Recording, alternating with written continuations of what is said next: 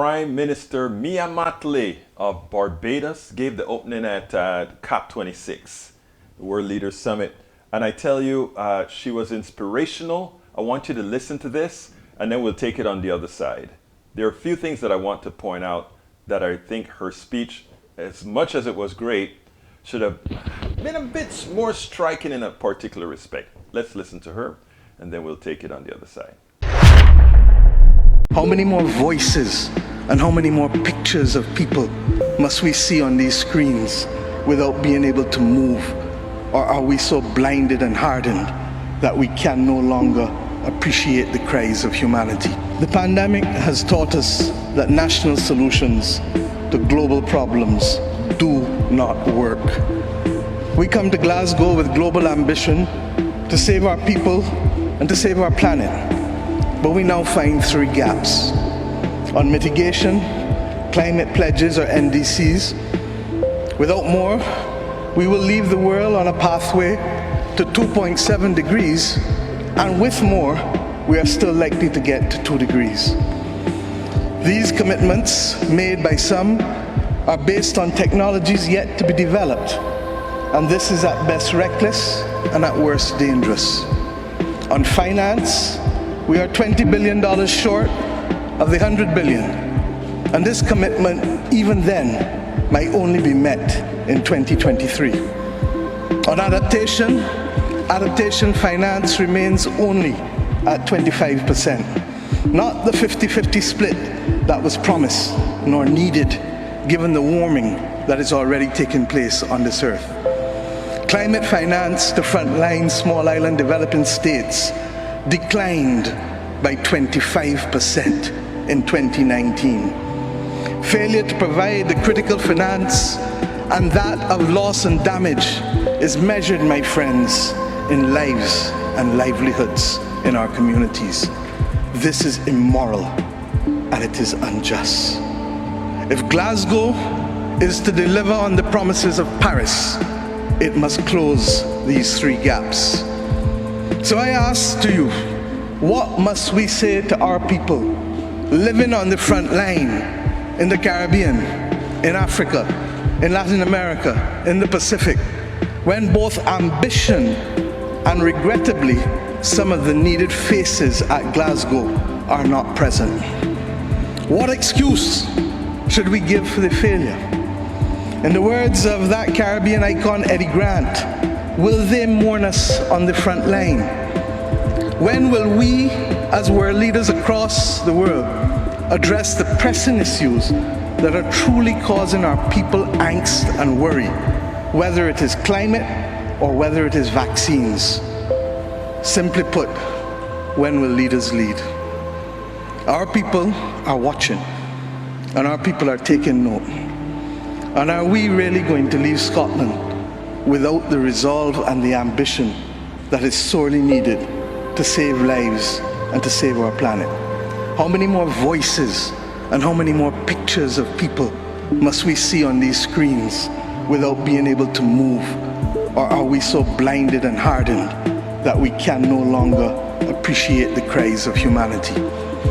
I have been saying to Barbadians for many years that many hands make light work. Today, we need the correct mix of voices, ambition, and action. Do some leaders in this world believe that they can survive and thrive on their own?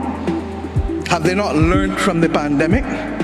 Can there be peace and prosperity if 1/3 of the world literally prospers and the other 2/3 of the world live under siege and face calamitous threats to our well-being? What the world needs now, my friends, is that which is within the ambit of less than 200 persons who are willing and prepared to lead. Leaders must not fail those who elect them to lead. And I say to you, there is a sword that can cut down this Gordian knot, and it has been wielded before.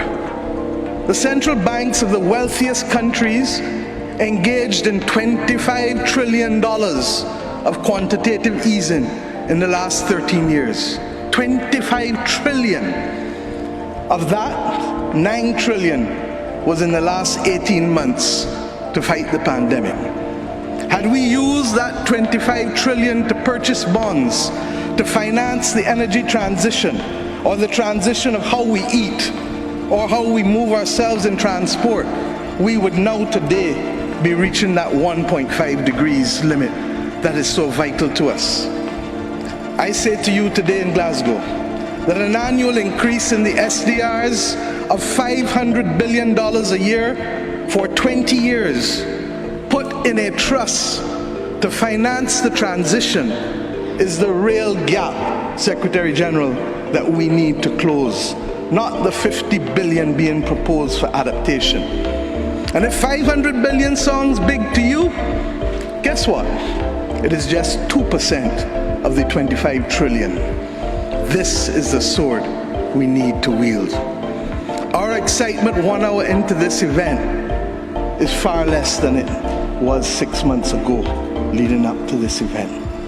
Can we, with those voices and these speeches from Sir David and others, find it within ourselves to get the resolve to bring Glasgow back on track? Or do we leave today believing that it was a failure before it starts? Our world, my friends, stands at a fork in the road. One no less significant than when the United Nations was formed in 1945. But then, the majority of our countries here did not exist. We exist now. The difference is we want to exist 100 years from now.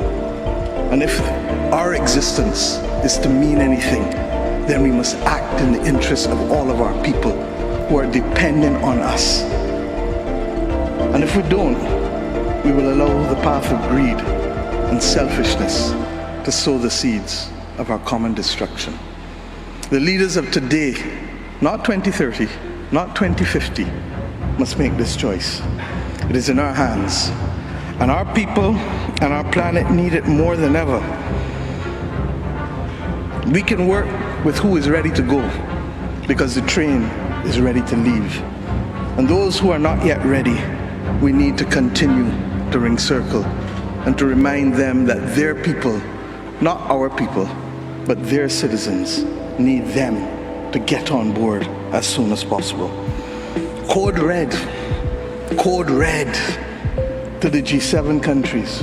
Code red to the G20. Earth to COP, that's what it said. Earth to COP. For those who have eyes to see, for those who have ears to listen, and for those who have a heart to feel, 1.5 is what we need to survive.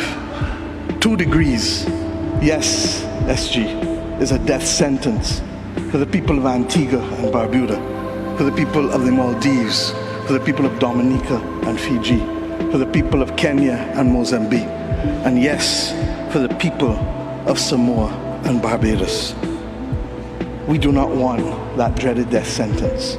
And we've come here today to say, try harder, because our people, the climate army, the world, the planet, needs our actions now, not next year, not in the next decade. Now, she pointed out all the other factors, the amount of monies that the wealthy countries should put in, etc., etc., etc. But I think there's an amount of blame that she refused to put into that speech, and let's talk about them. The wealthy countries, the Western countries of the world, how did they get wealthy? And why is it that we should demand that they do the most to handle this climate crisis? Numero uno, what is a major culprit of the climate crisis right now? CO2 in the atmosphere. The riches of the G7, the riches of the G20 came about because of the amount of pollution that they threw into the air for their profits that went straight to those particular G7, G20 countries, etc. They also have been very extractive throughout the third world countries, the so-called third world countries, whether it be bauxite, iron, diamonds, oil, whatever. So these other countries fed into the wealthier countries that were responsible for the vast majority of the pollution that we have right now going into the air. So when she talks about the commitment that we should have from these wealthy countries, it's not only a commitment that it should be a demand, and these other countries should feel a responsibility that because of their doings, we may have Barbados underwater, we may have Samoa underwater, etc., etc., etc. So I think the third world countries, it's time now, while they may not have military power, they have people power and other types of power. It is time for them to demand that the wealthy countries do their part, which is most, to take care of our environmental crisis, to take care of this climate crisis. We spend a lot of time deconstructing the news, trying to parse it into a form that everybody can understand. We try to find those little nitpicks where it flies above the fray, etc. If you really like these videos that we do, I want to ask a big favor. Please go ahead, number one, subscribe to our channel, and number two, please join if you can. Thank you so kindly for watching. Keep watching. Please remember to share. We must populate the entire internet with our progressive message, a message that we know is what most Americans say that they want. So help us, please join.